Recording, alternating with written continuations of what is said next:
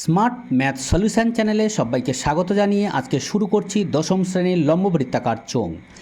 একটি লম্ববৃত্তাকার চোঙের ব্যাসের দৈর্ঘ্য 3 সেমি ও উচ্চতা 4 সেমি হলে চোঙের ভিতর সর্বাপেক্ষা লম্বা যে দণ্ড রাখা যাবে তার দৈর্ঘ্য কত সেমি?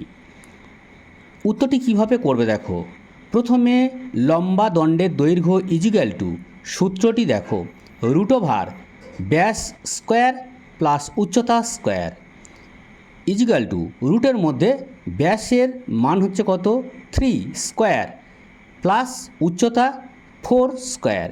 রুটের মধ্যে 3 3 9, 3 বর্গ প্লাস 4 বর্গ 16, রুটের মধ্যে যোগ করলে হয় 25 ইজিক্যাল টু 25 বর্গমূল 5। অতএব লম্বা দণ্ডের দৈর্ঘ্য 5 সেমি। ভিডিওটি যদি ভালো লেগে থাকে তাহলে লাইক, কমেন্ট, শেয়ার করতে ভুলবে না এবং চ্যানেলটি সাবস্ক্রাইব করে পাশে থাকতেও ভুলবে না। আজকে এই পর্যন্ত, আমি বিদায় নিলাম PN কুমার।